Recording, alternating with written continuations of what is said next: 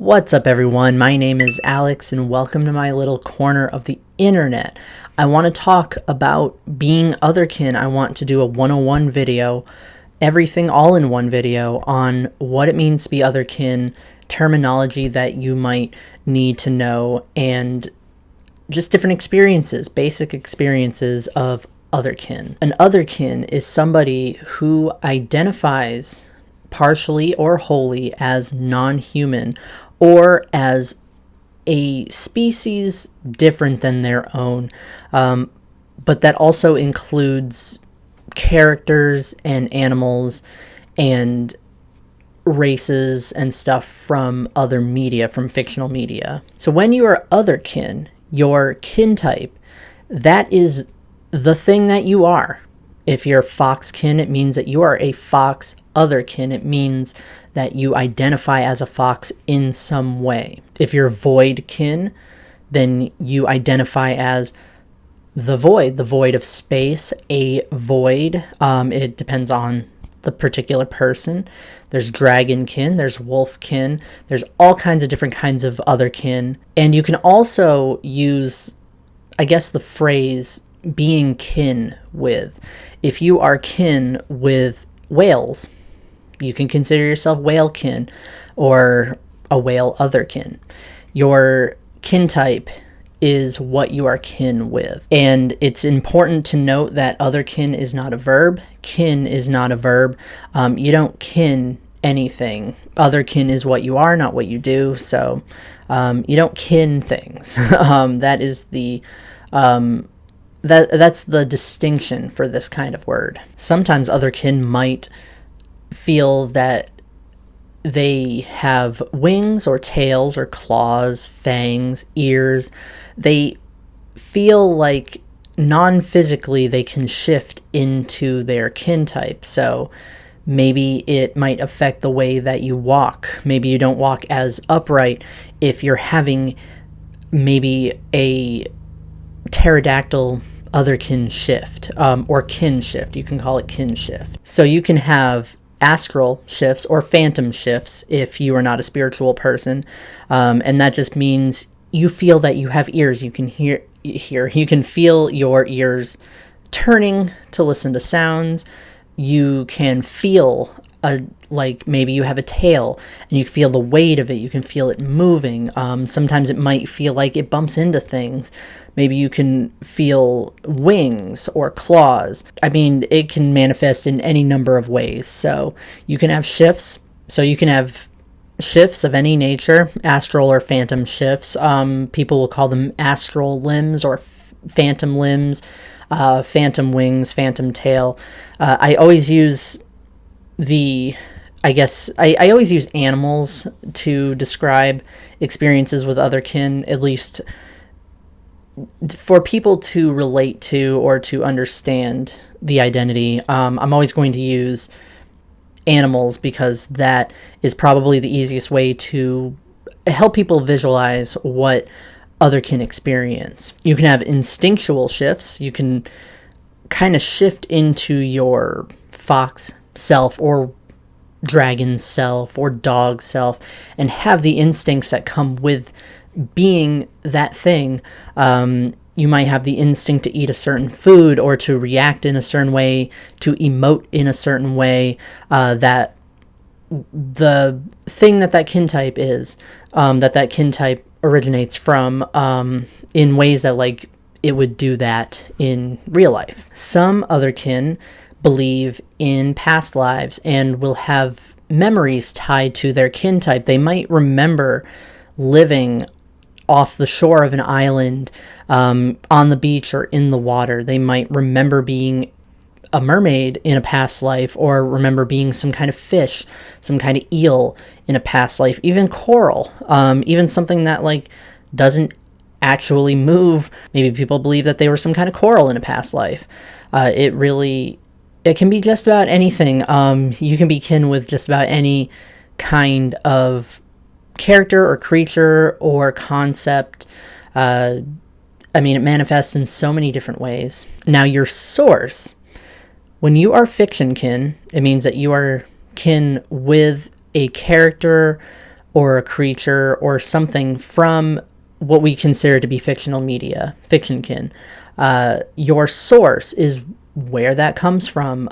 Some people don't match their source. Some people might be kin with a character that is a villain, someone evil, someone violent, someone angry, but the person with that kin type may not experience that. They may not have any kind of ties with their source. They may not have any kind of similarities to their source. Some people match their source perfectly. Maybe in this life they are still a detective that goes on these like wild adventures, or has the need, the want to go on an adventure and be like a hero that they were in a past life or from their source. And I guess the final terminology piece that I wanted to mention was species dysphoria. I think this term gets misunderstood a lot. While there is a lot of overlap between the trans community and the otherkin community, otherkin are not trying to, I guess they're not trying to co-opt terminology that belongs to other communities. Species dysphoria is literally just you wish that you were the species or character or concept that you are kin with. You wish that you could be your kin type. Being seen as human or being shut down for having animal-like instincts could cause species dysphoria in people. And dysphoria exists outside of the transgender community. I don't think people realize that, like, not all dysphoria is gender euphoria. So that's basically what that means. It means that you are dysphoric about your kin type, dysphoric about, wanting to be your kin type, but you can't be. The opposite to that would be species euphoria, and that just means things that make you feel validated in your kin type, in your otherkin identity. So types of otherkin, there's quite a lot. I'm going to try to keep it as basic as possible, and I encourage people to do some further research and learn in detail about the community and about our terminology, and get involved in communities, ask questions, learn about other people. But this is just the most basic list of terminology for types of otherkin. You can be a spiritual otherkin. You can believe that your kin type is a manifestation of, something that you were in a past life. Your soul moving from creature to creature. Maybe like you were a wolf, and that wolf spirit has moved through different creatures, different humans, different anything to be who you are right now, a human with a wolf soul. Some people view their kin type as being psychological. Either it is a coping mechanism, or they feel that they have the brain and the instinct of an animal or a character or a concept. I keep mentioning those three things. I will get into that very shortly. Psychological otherkin believe their brain to be of their kin type. So I guess you could say that under psychological otherkin would be disordered otherkin. Either it is a coping mechanism, or the kin type came about from trauma. The number one example under this would be clinical lycanthropy, which actually falls under Therian. You can be a disordered otherkin, and that just means that there's some kind of underlying reason that you are otherkin. It is still a valid part of the otherkin community, just the origins come from a place of either trauma or coping or some other thing like that. And yes, a lot of otherkin may be otherkin because of delusions or because of hallucinations. That is still valid as an identity. Otherkin have a lot of different experiences with that identity, so your best bet is to just ask and learn about different experiences under the otherkin label. So a polykin is somebody who has more than one kin type.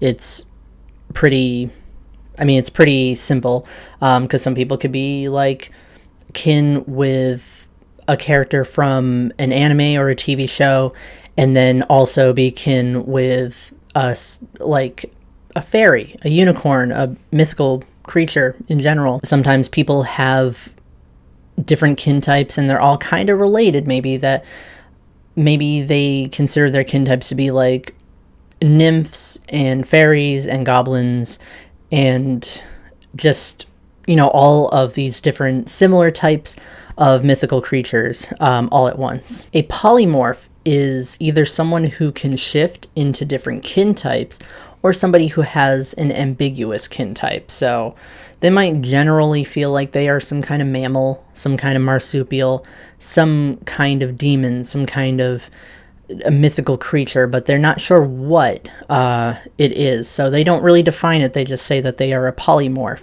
Or going back to the person who is kin with fairies and gnomes and all these other different kind of similar forest creatures. Maybe that person can shift into these different kin types, but there is no really defining any one kin type. It kind of blurs together. A phytanthrope is a plant otherkin or therian, and I bring that up because there aren't a lot of specific words for kin types that aren't just like blank kin, but phytanthrope is an otherkin that is a plant kin, someone with a plant kin type. Starseeds are basically alien life forms, and they believe that they were sent to Earth for some kind of purpose. They believe that they, either in a past life or recently, are from another planet, and they've come here to Earth as an alien life form, and so their kin type is,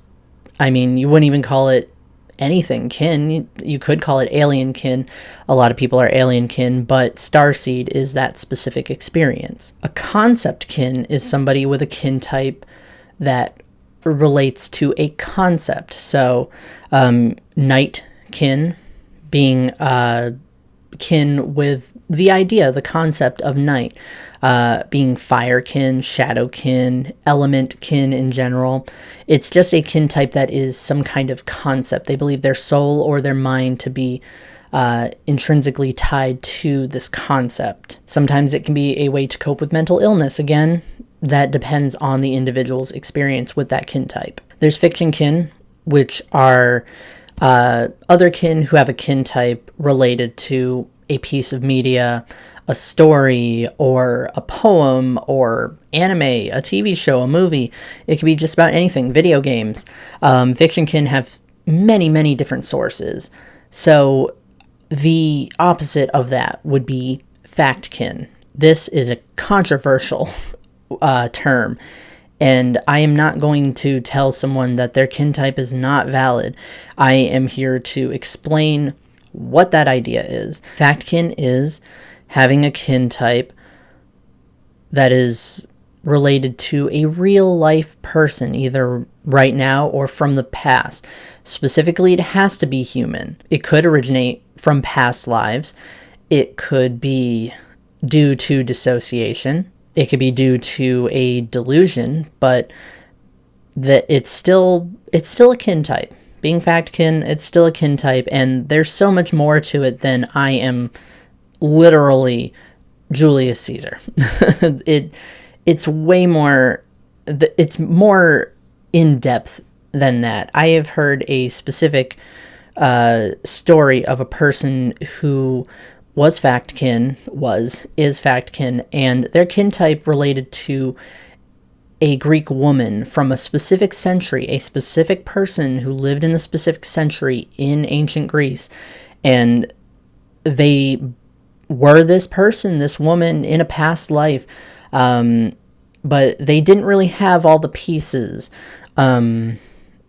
to explain like what her life was like, or what kind of person she was, what her name was, anything like that. But this person had a past life where they were this woman, this specific human person, and a lot of people might have that kind of experience, especially psychological Factkin, and it's a lot more than just taking someone's identity. I know that is the general assumption of that identity, but There's a lot more to it, and I'm not going to tell you that your involuntary identity is wrong. That makes no sense.